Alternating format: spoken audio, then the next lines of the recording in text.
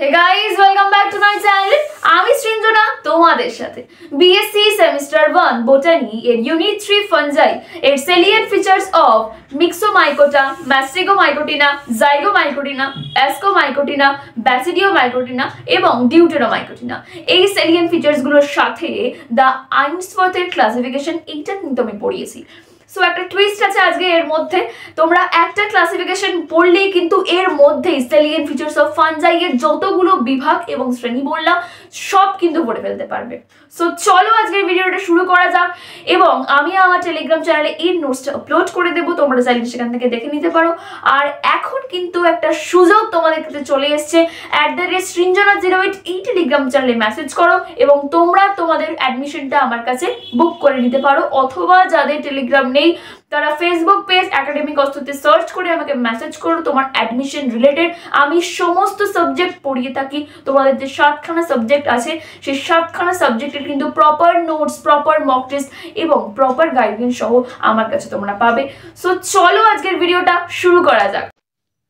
ছত্রাকের যে শ্রেণীবিন্যাসটা তোমাদের এখানে দিয়েছে বা ছত্রাকের বা ফাঞ্জাইয়ের যে ক্লাসিফিকেশনটা তোমাদের এখানে দিয়েছে সেইটা যদি তোমরা খুব ভালো করে মুখস্থ করো তাহলে তোমাদের আর স্যালিয়েন্ট ফিচার্সগুলো আলাদা করে পড়তে হবে না।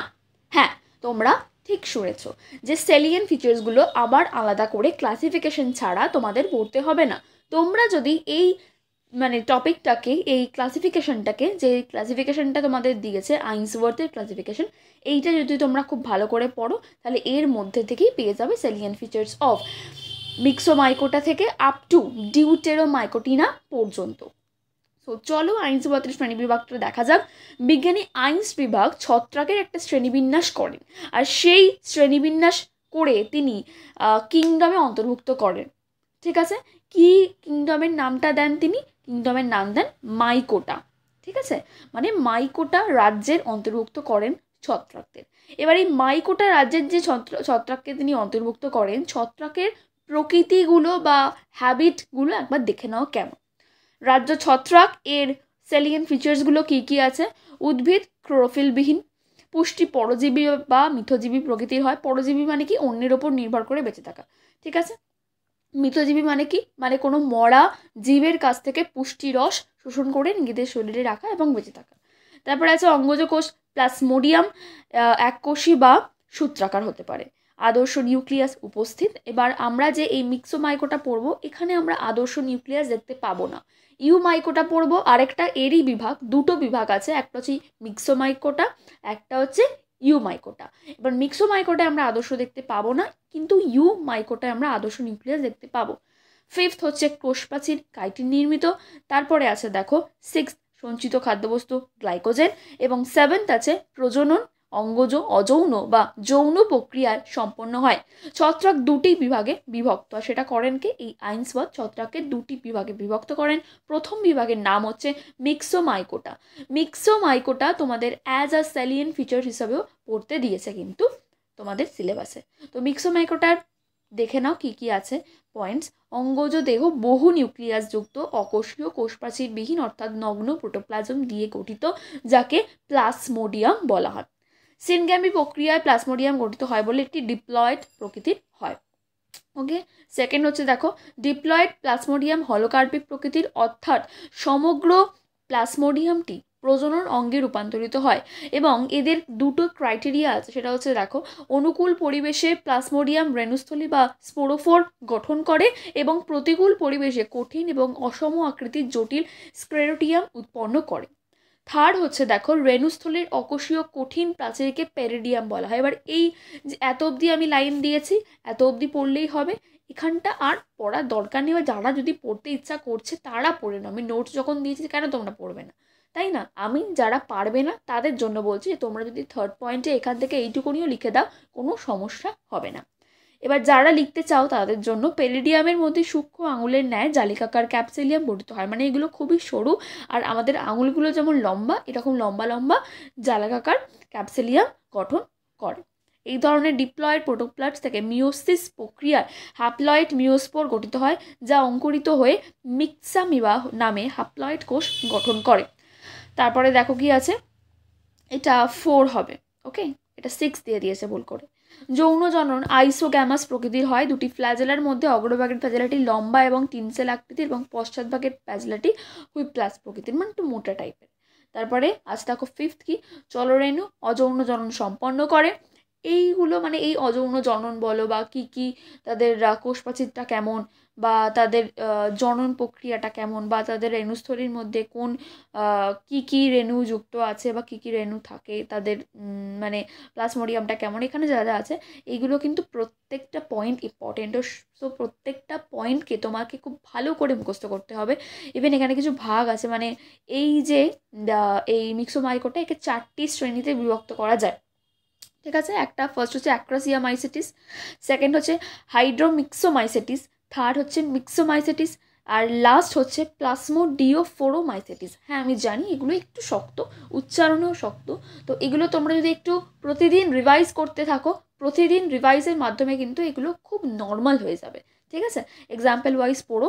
এক্সাম্পলটা হচ্ছে ফার্স্টে অ্যাক্রাসিয়া, তারপরে হচ্ছে জস্টেরা, তারপরে হচ্ছে স্টেমোনাইটস, এবং ফোর্থ হচ্ছে প্লাজমোডিওফোরা। ঠিক আছে, আমি তোমাদের উচ্চারণ সমেত বলে দিলাম। তোমাদের যদি কোনো অসুবিধা হয় পোস্ট করে করে ভিডিওটা দেখো, ইভেন পড়ো। ঠিক আছে, আচ্ছা সেকেন্ড হচ্ছে এখানে দুটো বিভাগে বিভক্ত ছিল, একটা হচ্ছে মিক্সোমাইকোটা, দ্য সেকেন্ড হচ্ছে ইউমাইকোটা। ঠিক আছে, এবার ইউমাইকোটা তোমাদের সেলিয়ান ফিচার্সে পড়তে দেয়নি, কিন্তু আইনসওয়াতের শ্রেণী বিভাগ যেহেতু, সেহেতু তোমাকে সেলিয়ান ফিচার সমেত মুখস্থ করতে হবে। এই ইউমাইকোটাই আমরা দেখতে পাবো যে ছত্রাক হচ্ছে আদর্শ ছত্রাকেরা, মানে কি নিউক্লিয়াস যা যা আছে সব মানে পরিপূর্ণভাবে তৈরি এতে। ফার্স্ট পয়েন্ট দেখো, এই বিভাগের ছত্রাকেরা আদর্শ ছত্রাক, যেটা বললাম প্রথমেই। এদের থ্যালাস দেহ হচ্ছে ইউক্যারিওটিক প্রকৃতির, আর সেকেন্ড হচ্ছে অঙ্গজ দেহ এককোষী বা সূক্ষ্ম তন্তুর ন্যায় হাইফি দিয়ে গঠিত। ঠিক আছে, তারপরে থার্ড হচ্ছে কোষপ্রাচীর কাইটিন নির্মিত, অযৌন জনন মাইট্রোস্পোরের মাধ্যমে হয়, যা নিশ্চল রেণু বা রেণুচল হতে পারে। জীবনচক্র প্লাজমোগ্যামি, ক্যারিওগ্যামি এবং মিওসিস এই 3টি পর্যায়ে বিভক্ত। ঠিক আছে, এত অবধি লিখলেই হবে, কোনো সমস্যা নেই। এবার এই ইউমাইকোটা বিভাগটিকে 5টি উপবিভাগে ভাগ করা হয়। এই উপবিভাগ প্রত্যেকটা আমাদের সেলিয়ান ফিচার্স হিসাবে ফানজাই চ্যাপ্টারে দেওয়া আছে। এগুলো আমাদের পুরো মুখস্থ করতে হবে সেলিয়ান ফিচার সহ। এবার এই উপবিভাগে দেখো, প্রথম উপবিভাগ হচ্ছে ম্যাস্টিগোমাইকোটিনা। ম্যাস্টিগোমাইকোটিনা ছত্রাকদের এককোষী বা বহুকোষী অর্থাৎ সিনোসাইটিক প্রকৃতির হয়। এই এককোষী বা এবং বা বহুকোষী, এই বহুকোষীযুক্ত নিউক্লিয়াসকে আরেকটা ভাষায় বলা হয় সিনোসাইটিক। যাদের প্রচুর নিউক্লিয়াস থাকে তাকে বলে সিনোসাইটিক, তো সিনোসাইটিক প্রকৃতির হয়। সেকেন্ড হচ্ছে চলরেণু গঠন করে বলে এদের জুস্পোরিক ফাঞ্জি বলা হয়, মানে একটা সাইড থেকে অন্য সাইডে যেতে পারে এদের রেণুগুলো, সেজন্য বলা হয় জুস্পোরিক ফাঞ্জি। এদের উপবিভাগগুলোকে 3টি শ্রেণীতে বিভক্ত করা হয়। ফার্স্ট শ্রেণী দেখো কি আছে, চিট্রিডিওমাইসেটিস।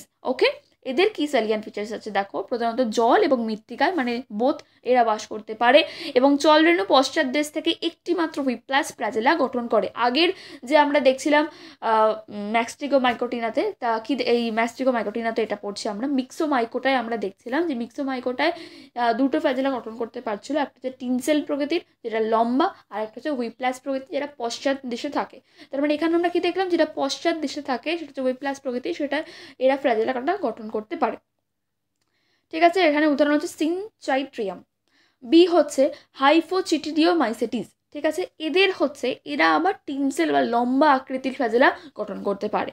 ঠিক আছে, এবার থার্ড হচ্ছে উমাইসেটিস। উমাইসেটিসের যে ছত্রাকগুলো আছে এরা দুটো রকমের ফ্ল্যাজেলা গঠন করতে পারে। এরা সামনের দিকে মানে লেখাও আছে এখানে দ্বি ফ্ল্যাজেলা যুক্ত। এরা সামনের দিকে বা অগ্রভাগের ফ্ল্যাজেলাটি হচ্ছে টিনসেল প্রকৃতির, এবং পশ্চাৎ ভাগের ফ্ল্যাজেলাটি হচ্ছে হুইপ্লাস প্রকৃতির হয়। এরা জলজ অথবা উন্নত প্রজাতির বা পরজীবী, মানে অন্যের ওপর নির্ভর করে বেঁচে থাকতে পারে। কোষ প্রাচীরটা কী দিয়ে তৈরি হয় দেখো, বিটা গ্লুকান এবং সেলুলোজের সমন্বয়ে গঠিত, এবং এদের কাইটিন অনুপস্থিত। ঠিক আছে, এদের যৌন জননকারী অঙ্গ পুংধানী ও ডিম্বাণুস্থলী, উদাহরণ দিতে পারো তোমরা ফাইটোপথোরা। ওকে, এবার সেকেন্ড উপবিভাগ হচ্ছে জাইগোমাইকোটিনা। জাইগোমাইকোটিনার কোষ প্রাচীর দেখো, প্রধানত কাইটিন এবং কাইটোসান দিয়ে গঠিত হয়। সেকেন্ড হচ্ছে জীবনচক্র চলনক্ষম কোষ অনুপস্থিত, মানে এর একটা সাইড থেকে অন্য সাইডে যাতায়াতে অক্ষম। থার্ড হচ্ছে অযৌন জনন, প্রধানত রেণুস্থলীর রেণুর মাধ্যমে হয়। ফোর্থ হচ্ছে যৌন জনন, জনন কোষধারী মিলন পদ্ধতিতে সম্পন্ন হয়।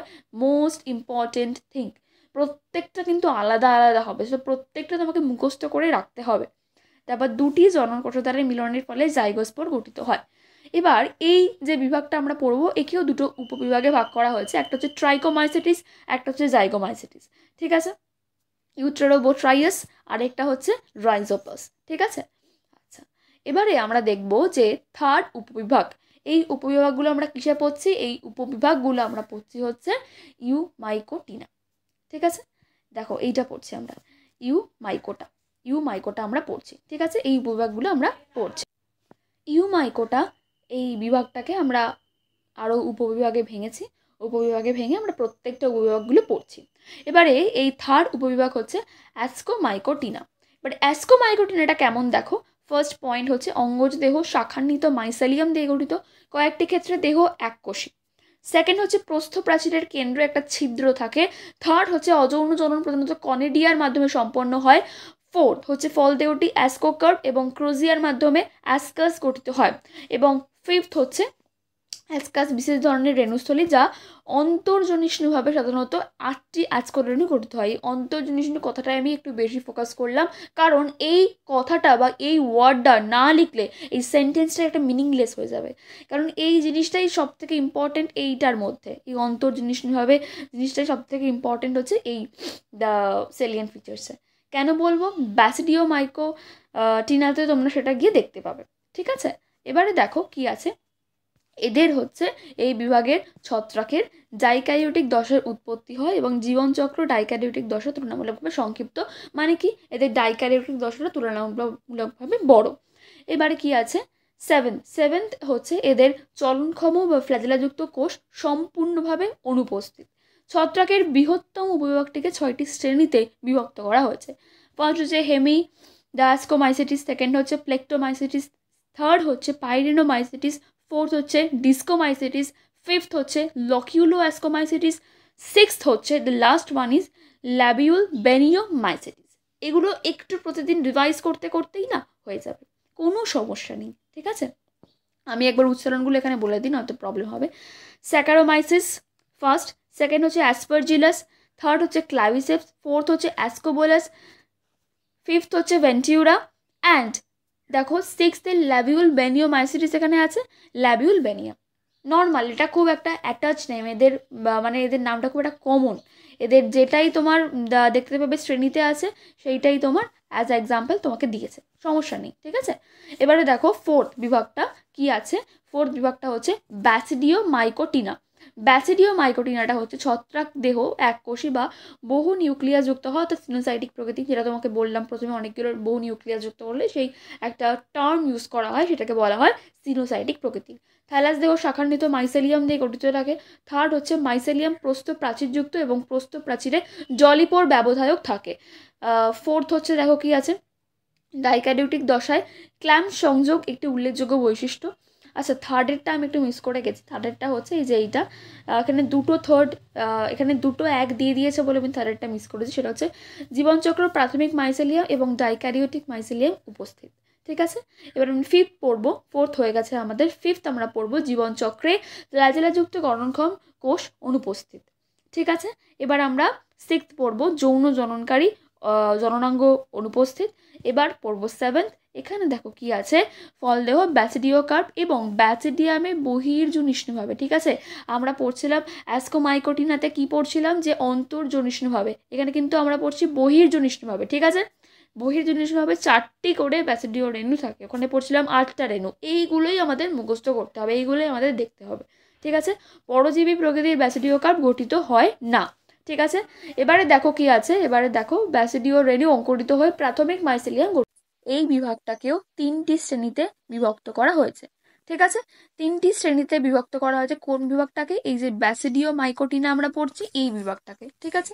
প্রথম, মানে 3টি শ্রেণীতে বিভক্ত করা হয়েছে। প্রথম শ্রেণী হচ্ছে দেখো টেলিওমাইসিটিস। এবার টেলিওমাইসিটিসের আমরা কিছু ফিচার্স পড়ি। প্রথমত ব্যাসিডিও কার্পটা অনুপস্থিত থাকবে, টেলিও রেণু গঠিত হয়। এটিকে আবার দুটি বর্গে বিভক্ত করা হয়েছে, উস্টিল্যাজিনেলিস এবং ইউরেডিনেলিস, ঠিক আছে। খুব ইজি নেমগুলো, ঠিক আছে। এদেরকে বলা হচ্ছে স্মার্ট ছত্রাক, এদেরকে বলা হচ্ছে রাস্ট ছত্রাক, ঠিক আছে। এবার উদাহরণ হিসেবে আমরা পড়তে পারি হচ্ছে উস্টিলাগো, ঠিক আছে।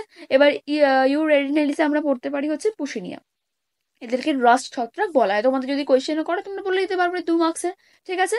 এবার কিন্তু বিভাগ সহ বলো, ঠিক আছে। তোমাদেরকে কোয়েশ্চেন করলে হচ্ছে উস্টিল ল্যাজিনালিস কাদের বলা হয়, তোমরা বলবে ফার্স্টে যে ব্যাসিডিওমাইকোটিনার অন্তর্ভুক্ত ছত্রাক যাদের 3টি শ্রেণীতে বিভক্ত করা হয়। একটা শ্রেণীর নাম হচ্ছে টেলিওমাইসেরিস, তাকে 2টি বর্গে বিভক্ত করা হয়। এই বিভাগের যে ছত্রাকেরা দেখতে পাওয়া যায় এই 2টি বর্গে বিভক্ত করা, এই বর্গের বিভাগটিকে বলা হয় উস্টিল ল্যাজিনালিস ছত্রাক। এই ছত্রাকদের আবার স্মার্ট ছত্রাকও বলা হয় বলে উদাহরণ দিয়ে দেবে, ব্যাস পারফেক্ট আনসার হয়ে যাবে, ঠিক আছে।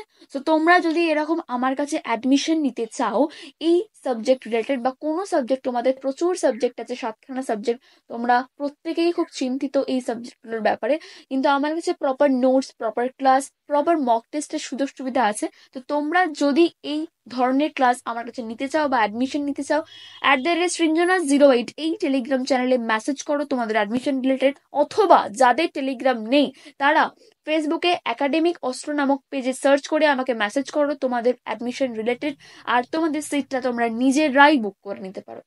তো চলো, সেকেন্ড আছে হাইমেনোমাইসিটিস, ঠিক আছে। হাইমেনোমাইসিটিস হচ্ছে আরেকটা একটা শ্রেণী যেটা ব্যাসিডিওমাইকোটিনাতে দেখতে পাওয়া যায়। এদের কি থাকে, ব্যাসিডিওকার্প সুগঠিত, এখানে কিন্তু ব্যাসিডিওকার্প অনুপস্থিত ছিল, এগুলো আমাদেরকে দেখে দেখে লিখতে হবে, ঠিক আছে। এছাড়া এদের কি আছে, পেরিডিয়াম অনুপস্থিত হওয়ায় ব্যাসিডিওকার্পে হাইমেনিয়াম স্তরটি উন্মুক্ত থাকে, অর্থাৎ ব্যাসিডিওকার্প জিমনোকার্পাস প্রকৃতির। যেগুলো যেগুলো ইম্পর্টেন্ট সেগুলোর নিচে আমি লাইন দিয়ে দিয়েছি, ঠিক আছে।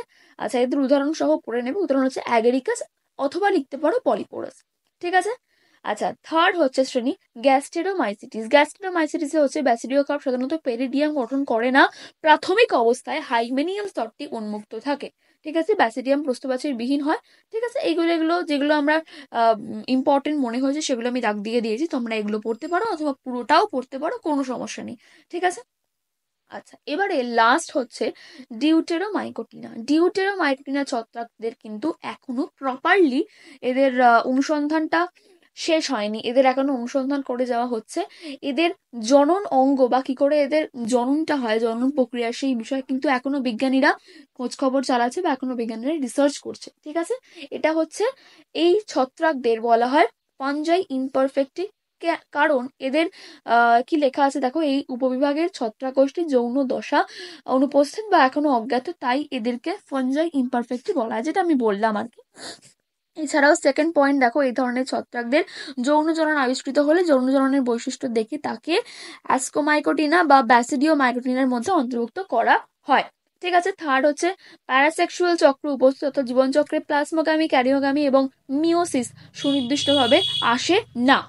ফোর্থ হচ্ছে অযৌন জনন কর্নেডিওফোর, সিনেমা এবং আরো যা যা আছে পিগনিডিয়াম প্রভৃতি অযৌন জননাঙ্গের দ্বারা সম্পন্ন হয়। তোমাদের যদি এত মুখস্থ না থাকে, আমি যেরকম ভাবে টেকনিকটা তোমাদের বলছি সেরকম ইত্যাদি বা প্রভৃতি তোমরা লিখে দিতে পারো, এতগুলো নাম মুখস্থ না করে রেখে, ঠিক আছে, যেটা সুবিধা হয়। আমি প্রপার নোটস তোমাদের দিয়েছি, এবার তোমরা যদি ওখান থেকে একটু কাটছাট করে লেখো তাহলে হবে, কিন্তু আমি ডিউটেরোমাইকোটিনারটা আমি ব্যাসিডিওমাইকোটিনার লাগিয়ে দিলাম, এটা কিন্তু হবে না, এটা একদমই ভুল, একদমই জিরো পাবে, ঠিক আছে। আচ্ছা, এবার ফিফথ হচ্ছে কনিডিয়াম প্রধান অযৌন রেণু, তুলনামূলকভাবে বড় বহুকোষী কনিডিয়ামকে ম্যাক্রোকনিডিয়াম এবং ক্ষুদ্র এককোষী বা একটি ব্যবধায়ক যুক্ত কনিডিয়ামকে মাইক্রোকনিডিয়াম বলা হয়, ঠিক আছে। এছাড়াও পিকনিডিও রেণু, পুরোরেণু বা আরো আদার্স যা যা আছে তাদের বিভিন্ন ধরনের কনিডিয়াম গঠিত হয়। এই উপবিভাগটিকেও 3টি শ্রেণীতে বিভক্ত করা হয়। প্রথমে কি শ্রেণী দেখো, ব্লাস্টোমাইসেটিস, এদের হচ্ছে উদ্ভিদ দেহ মাইসিলিয়াম নিয়ে গঠিত থাকে, থ্যালাস দেহ ইস্টের ন্যায় এবং মুকুলোদ্গম দেখা যায়, ব্লাস্টোমাইসিস, ঠিক আছে। এবার সেকেন্ড হচ্ছে দেখো হাইফোমাইসেটিস। হাইফোমাইসেটিস হচ্ছে পিকনিডিয়াম বা অ্যাসারভুলাস গঠিত হয় না, এই মাইসেলিয়াম বন্ধ অথবা সরাসরি বা স্পোরোফোরের সাথে রেণু গঠন করে, যেমনটা এখনো যৌন জনন বা তাদের জনন প্রক্রিয়াটা বিজ্ঞানীরা রিসার্চ করছেন এখনো পর্যন্ত, এই জন্য এদের ফাঞ্জাই ইমপারফেক্টি বলা হয়।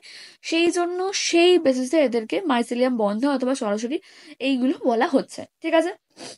The last one is সিলোমাইসিটিস।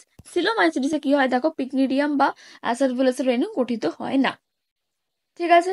এই ছিল তোমাদের স্যালিয়েন্ট ফিচার্স অফ ফাঞ্জাই, অনেক ছিল, সেটা কিন্তু আমি একটা ভিডিওর মধ্যে তোমাদেরকে দিয়ে দিলাম স্যালিয়েন্ট ফিচার সহ, এবং সব থেকে বড় কথা আইন্সওয়ার্থের ক্লাসিফিকেশন সহ। তোমাদের একটা টপিক পড়লেই পুরো টপিকটা কিন্তু হয়ে যাচ্ছে। সো ভালো করে পড়াশোনা করো, পরীক্ষা কিন্তু চলে আসবে, দেখতে দেখতে পরীক্ষা চলে আসবে, ঠিক আছে। আর তোমরা যদি আমার কাছে অ্যাডমিশন নিতে চাও তাহলে @সৃঞ্জনা08 এই টেলিগ্রাম চ্যানেলে মেসেজ করো তোমাদের অ্যাডমিশন রিলেটেড, অথবা যাদের টেলিগ্রাম নেই তারা ফেসবুকে একাডেমিক অস্ত্র পেজে সার্চ করো, ওখানে গিয়ে আমাকে মেসেজ করতে পারো তোমাদের অ্যাডমিশন রিলেটেড।